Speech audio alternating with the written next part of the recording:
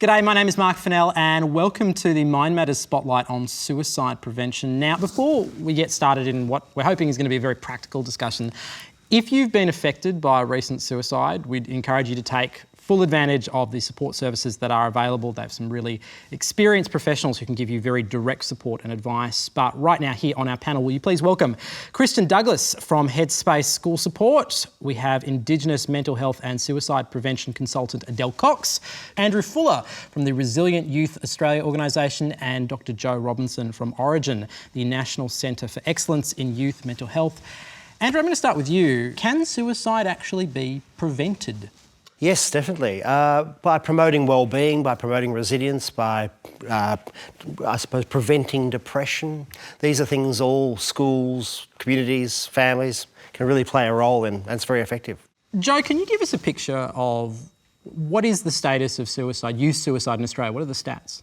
So if you look at the data for around the last 10 years, what we are seeing is a steady increase in suicide rates amongst young people, and in particular amongst young females, which makes suicide the leading cause of death amongst young people in Australia, and it accounts for around a third of youth deaths. Well, I think in schools and in education we've come a long way. It's far more sophisticated in the way that we approach this in the last 10, 20 years. And it's really simple. There's a continuum: prevention, early intervention, intervention, and now a relatively new term in the last couple of years is postvention. I think schools have a really good understanding about prevention. I think we're getting better about early intervention, but it means connecting with services and understanding skill capacity for teachers and things. Intervention, we're still getting there, connecting schools and interface with mental health and health. Postvention, as I said, is really new, but schools play a massive role. They play a massive role in making sure that after the event of suicide, health and wellbeing becomes a priority. We get young people and teachers back into recovery, school communities and recovery, back to prevention and health promotion, and that can take years after a suicide. It's often said that general practitioners are the frontline workers in terms of suicide prevention, but I don't think that's true. I think it's teachers. Now, we can't research this because we can't research what doesn't happen, but it's very hard to estimate how many lives teachers save every year. Teachers basically, by bringing in that kid who's on the margins, who doesn't feel like they belong, doesn't feel like they have a great home life, doesn't feel like they're the well-to-do, and bringing them in and showing them that success is possible for them, that here in this classroom you have a place to belong, a place where you're respected, a place where possibilities are talked about, is probably the most powerful suicide intervention any of us can make. And so I think it's important to recognise just the power of and the capacity of teachers to do that. Andrew, when we talk about protective factors in a school, what sort of things are we talking about? Well, successful schools really promote belonging, and that belonging really has as its very heart good relationships. So a school that builds that sense of strong belonging, that even if you come from a household which is less than optimal, or a family that's pretty dysfunctional, you have a place to come where basically people are hopeful, where there's a sense of fun, enjoyment, linkage, and also a sense of empowerment. Joe, are there really great examples where schools have put into place programs or ideas that boost those factors? Yeah, there are. There are lots of examples where schools have done. There are some great programs out there for schools, and there are lots of examples where schools have engaged with those sorts of programs. And what that's done is done all of those things that Andrew's talked about, so promoted belonging and a sense of well-being and hopefulness in their students. But they've also done a couple of other things, which is destigmatise mental illness and suicide and promoted help seeking. And I think they're the two things that we also want to be seeing in schools, so a school environment where the culture is that it's okay to talk about these things and it's okay to seek help, and seeking help isn't stigmatised. Adele, what are the sorts of signs, if you're a teacher, if you're a school staff member, what should you be looking for? Well, look, I think the obvious ones are disengagement, lack of interest. The minute you start to see someone who, has that personality change to the complete opposite, then I think it should automatically raise alarm bells. Can you give me some specifics? I want you to imagine I'm a teacher, I'm about to walk into a class. What are the sorts of things that I should be keeping an eye out for? So what you're looking for is a significant change that's sustained over a period of time in a young person's behaviour. And then I think there are some more obvious ones. So we know, for example, that often a young person who's contemplating suicide might have previously harmed themselves. So we might be looking for signs of self-harm. And we might also be looking for expressions of suicidal thoughts or feelings in people's schoolwork or in some conversations that you might overhear them having. I think probably one of the strongest messages to get across, though, is if you're worried about a young person, the best way to know if they're at risk is to ask them. A lot of teachers have kind of acquired this idea that talking about suicide can act as a trigger. What's your reaction to that? Well, I think we're probably faced with education sectors and schools who had information, many years ago, don't do this, it's going to make self-harm or attempt spike. And now what we're saying is almost the complete opposite. But international and national evidence absolutely reinforces that having the conversation does not put that young person more at risk. In fact, it opens up honest dialogue. It allows them actually to help seek. There's a growing body of evidence to suggest that it is safe and acceptable and okay to ask young people whether they feel suicidal if you're worried about them. And most young people who are feeling suicidal will be relieved that somebody has actually asked the question and given a voice to probably a word that they're a little bit afraid to say out loud. So if you can sort of act,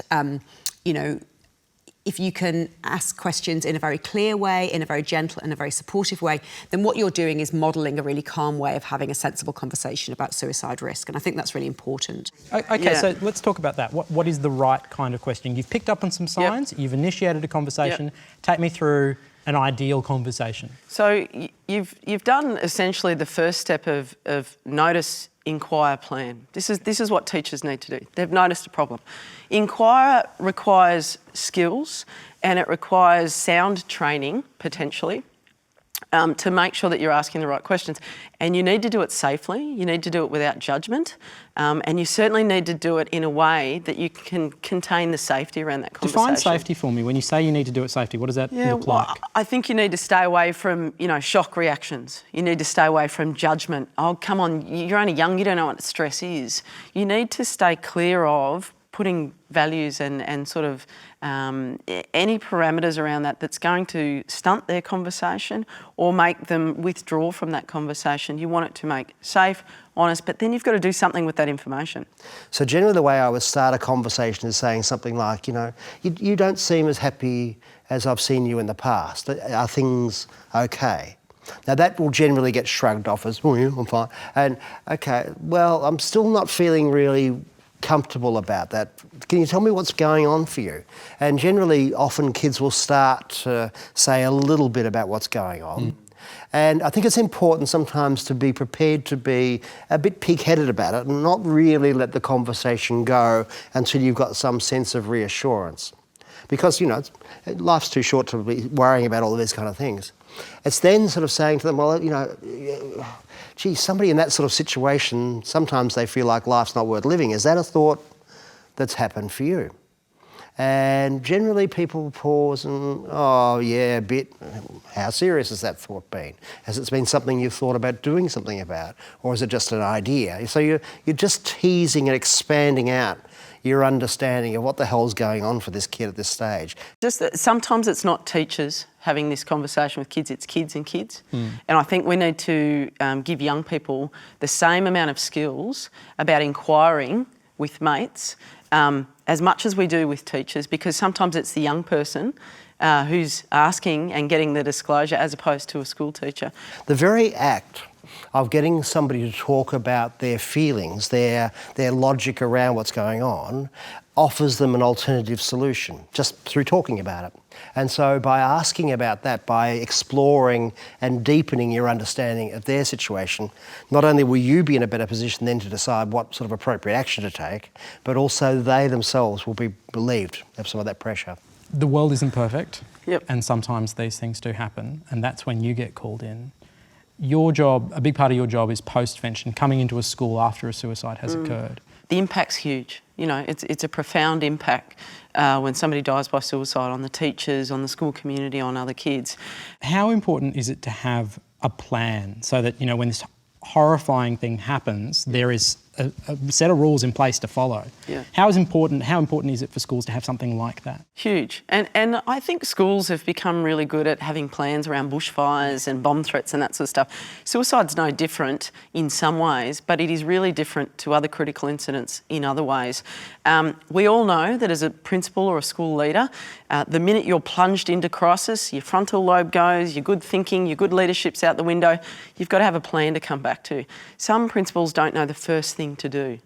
So having a plan brings you back, makes it considered, makes it thoughtful, and most of all, makes it really clinically sound, because you can make decisions that may actually put your community and kids more at risk, you know, by telling the whole 900 or 1,000 kids on assembly what's just happened.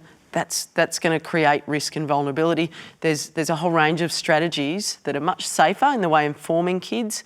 So you've got to know what evidence is good practice and what evidence is actually going to create more risk after that death. There are also certain groups within school communities that are more at risk. Is it worth Adele being aware of that? Oh, look, absolutely. And I think we are at a place and a space where I think the general population is aware that the Indigenous suicide rates more broadly are higher than that of the general Australian population.